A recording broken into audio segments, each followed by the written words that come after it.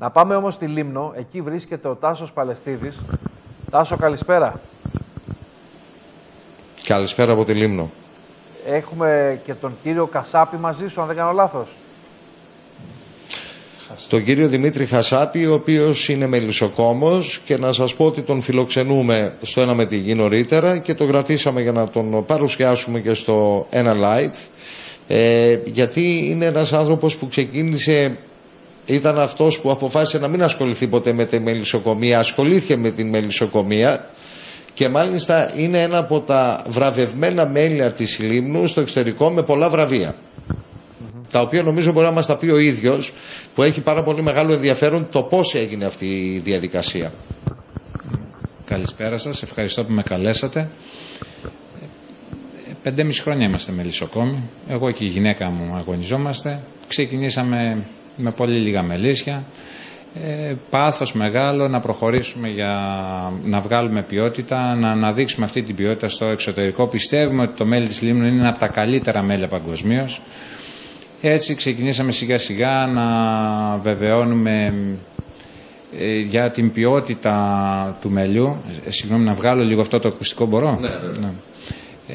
Έτσι ξεκινήσαμε λοιπόν να το πιστοποιήσουμε το μέλι μέσα από το Αριστοτέλειο Πανεπιστήμιο, να το πιστοποιήσουμε το μέλι. Από εκεί και πέρα να πάρουμε μια έγκριση από το Υπουργείο για το συσκευαστήριο. Γιατί πρέπει να έχεις ένα κωδικό για να μπορείς να βγεις εκτός Λίμνου, πρέπει πλέον να περνάς από συσκευαστήριο. Ειδικά όμως για να βγεις και στο εξωτερικό, από εκεί και πέρα θέλει και άλλες ιδιότητες. Θέλει να τηρήσεις προδιαγραφές ΧΑΣΠ, θέλει να έχεις αριθμό εξαγωγεία. Όλα αυτά τα καλύψαμε. Από εκεί και πέρα έπρεπε να βγούμε στο διαγωνισμό να μετρήσουμε το μέλι όπως μας είχαν πει. Έτσι βρεθήκαμε στο Λονδίνο, στο Great Taste του Λονδίνου το 2015. Το μέλι μας, το θυμάρι με αγριολούλουδα, βρέθηκε στα 2 καλύτερα μέλια παγκοσμίως. Από εκεί και πέρα και το θυμαρί μας, και αυτό βραβεύτηκε με ένα αστέρι. Δεν σταματήσαμε όμως εκεί. Ξανά στο διαγωνισμό το 2016 στο Great Taste, πάλι με 2 αστέρια βρέθηκε το θυμαρίσιο, με ένα αστέρι το θυμάρι με αγριολούλουδα. Εκεί βραβεύεσαι με την ποιότητα. Τώρα αν λίγο παίξει γεύση, αυτό έχει να κάνει με τις καιρικές συνθήκες, αν ανθίσουν κανονικά τα φυτά. Εμείς φροντίζουμε για την ποιότητα. Η ποιότητα που βεβαιώνεται από τις αναλύσεις.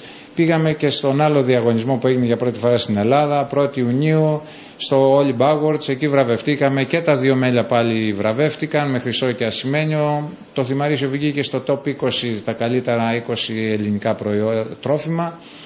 Από εκεί και πέρα έπρεπε να κάνουμε και το βήμα στο βιολογικό κομμάτι. Θέλαμε να βγάλουμε και μία άλλη παραγωγή, άλλους 2 κωδικούς, το οργανικό όπως λένε.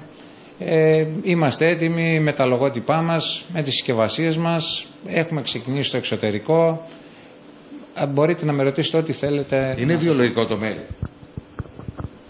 Μισό-μισό. Δηλαδή τώρα πλέον βγάζουμε διπλούς κωδικούς. Θυμάρι και θυμάρι με αγριολούδα συμβατικό και θυμάρι αγριολούδα βιολογικό.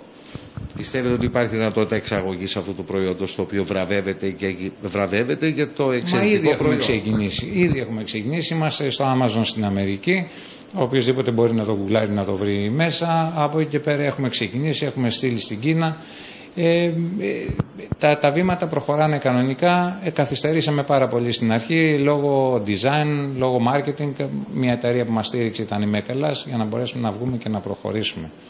Θα αυξήσετε τις κυψέλες των μελισσών προκειμένου να αυξήσετε και την παραγωγή σας, γιατί μετά τα βραβεία σίγουρα υπάρχει και μεγαλύτερη ζήτηση? Μέχρι ένα ορισμένο σημείο μπορείς να πας. Αν από εκεί και πέρα θες να ανοίξεις την επιχείρηση με προσωπικό, τότε βεβαίως μπορείς να το κάνεις. Οι βλέψεις μας δεν είναι για πολύ μεγάλα βήματα. Την ποιότητα πρέπει να κρατήσουμε. Αυτό μας ενδιαφέρει και γι' αυτό θα πάμε τα βήματά μας τόσο, ούτως ώστε να μην ξεφύγουμε από την ποιότητα, και την ποιότητα την οποία θα τη βεβαιώνουμε κάθε χρόνο μέσα από τους διαγωνισμούς, γιατί εκεί μόνο είναι οι γευσιγνώστες, εκεί είναι αυτοί που ξέρουν την πραγματική ποιότητα του μελιού πουθενά άλλου. Ο καταναλωτής δεν γνωρίζει. Αυτά νομίζω ότι έχουμε να σας... Πολύ καλά τα νέα από την Λίμνο. Ξέρω ότι πιέζει ο χρόνος. Όντως, βρισκόμαστε στο κλείσιμο της εκπομπής. Να ευχαριστήσουμε και εσένα και τον κύριο Χασάπη για τα καλά νέα που μοιραστήκατε μαζί μας.